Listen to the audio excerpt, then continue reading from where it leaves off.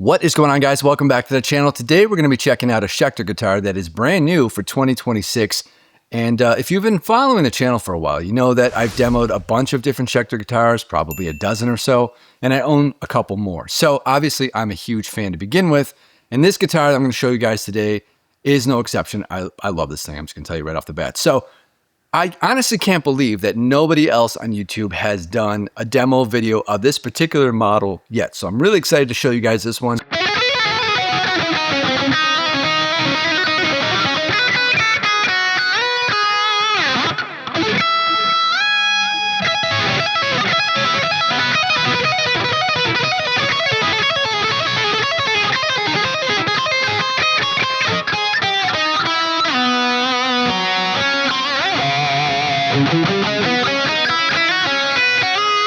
So this is part of their Diamond series. This is the Schecter C1.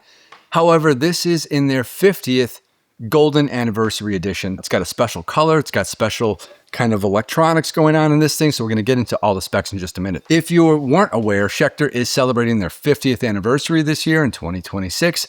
And as such, they've released a slew of new guitars for us. So while they're calling this their golden anniversary, I'm going to refer to it as their golden shower anniversary because they're showering us with a bunch of new models for 2026. And this one, like I said, does not disappoint. So this is the C1. And while this particular model isn't necessarily new, this iteration is.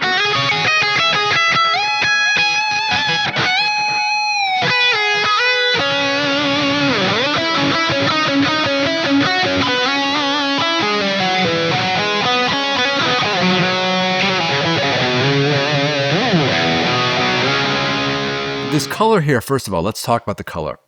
This they're calling their 50th gold burst. And while there is a lot of gold going on there, kind of a gold sheen to it, I'm mostly seeing green, right? It seems like it's kind of like a green finish with gold metallic flake on top of that. And while I'm not particularly a huge fan of the color green, this color is very eye-catching. All right, guys, so really quickly, I have to interrupt here for just a moment and do the YouTube thing. Just want to make sure that you guys are subscribed to the channel. I have affiliate links down below, so you can always check out that stuff there, as well as if you just want to hit the like button, notification bell, share this video with somebody else who might find some value in it. Leave a comment down below. I will respond to every single comment that I get. I really appreciate it, guys. Okay, now back to the video. Being that this is a C1 series, it's got their typical arch top to it. That nice kind of violin carved top to the front, which is, like I said, typical of this particular series. Let's get into some of the additional specs. So this is a swamp ash body. It's got a 7-piece neck through construction. The neck consists of maple, walnut, and padauk. And the heel joint has that ultra access. Basically, there is no heel joint. It's just your hand can go right up all the way, 24th fret and beyond with ease. So that's really nice. As far as the electronics are concerned, they have in here special 50th anniversary limited edition pickups. So they've got the Sunset Strip in the bridge, and they've got the Pasadena Classic in the neck position in the anniversary editions. I'm assuming that the Classic is a little less output than the Pasadena Plus. And otherwise, I think the only differences are just kind of the color schemes. And of course, this nice 50th anniversary cover on that bridge pickup. I'll try to get a good close-up of that for you guys.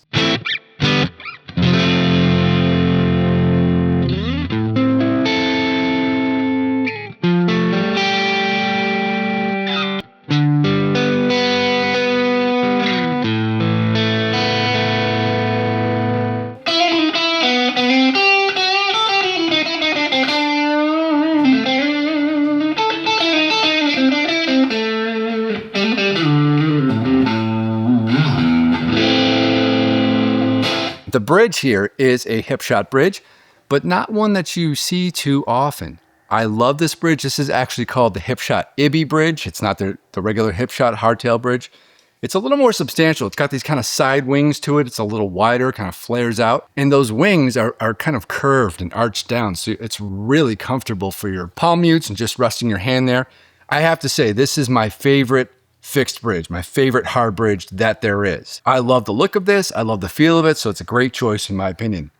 You've got master volume, master tone with push-pull option for the split coil tones. Got a 3-way toggle switch, not a blade switch. So just so you're aware, the toggle kind of just toggles in place, right? I don't mind it, but I prefer the blade switch. That's just a personal opinion.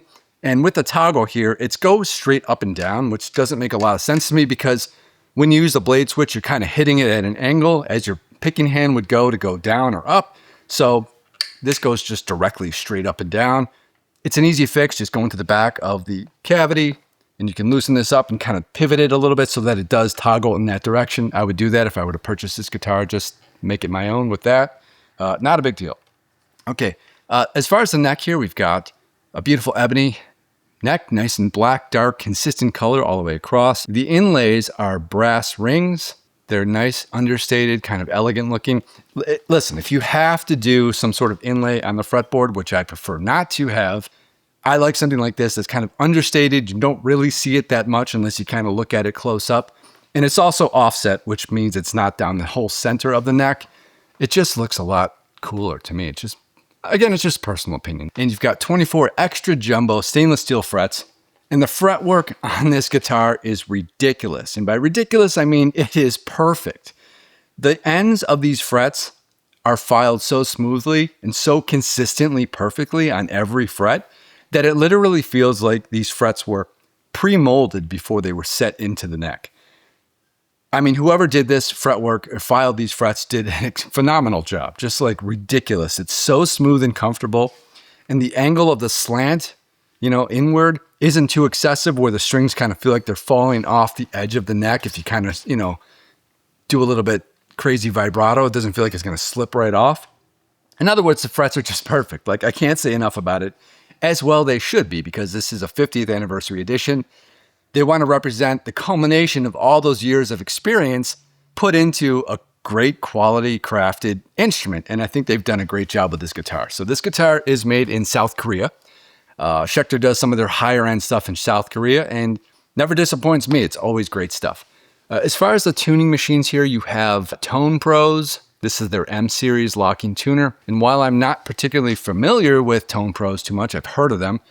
These tuners work phenomenally well. Nice and smooth. They feel like they have a high ratio, very smooth turning. They just feel like a very quality instrument, quality machine heads, I should say. The neck also has a Graphtec XL Tusk nut for the nice, lubrication for the strings to slide through. You've got a nice thick volute on the back of the guitar neck by the headstock to help mitigate getting headstock breakage. So that really does help out a lot. It serves a purpose. Also kind of tells your hand where to stop if you're kind of sliding back to first position really quickly. I like to have a volute there. I prefer it if I had a choice. Yeah, so this guitar is pretty sick. They've also done this same kind of 50th anniversary iteration on a couple other models. They did it on the Tempest. They did it on the Avenger. And with the C1 and with the Avenger, they offer it with a hardtail. They offer it with a Floyd Rose, left-handed versions. I mean, they did a whole bunch of different stuff. And with all of the Floyd Rose additions, apparently the neck position pickup is a Sustainiac. So that's kind of cool. That's not on this one because it's a hardtail. And then, of course, the Tempest has the Tune-O-Matic style with the string through the body type deal.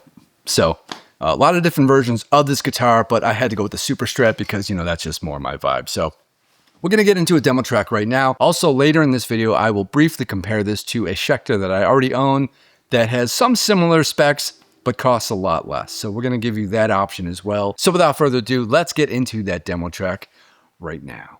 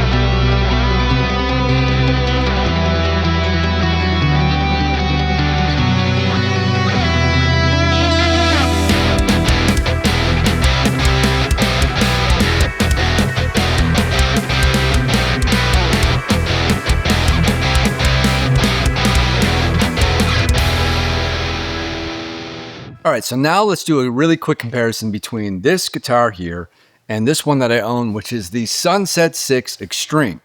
While on paper, these two guitars are quite different, for some reason, they just kind of feel, play, and sound very similar to me. So I just thought it might be cool and interesting to kind of compare these two, because I want to give you guys kind of a cheaper option, this one here, if you don't necessarily want to pay premium prices for this guy here.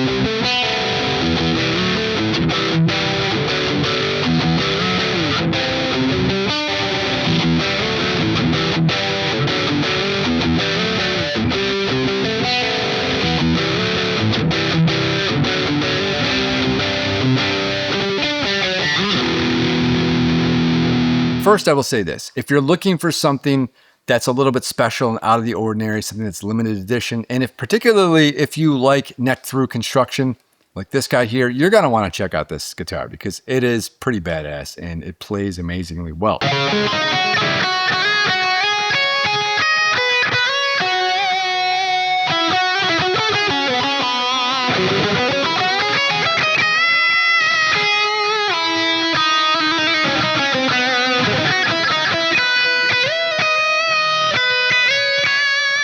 So first off, Swamp Ash body, Nyato body, 7-piece multi-wood neck, 5-piece neck.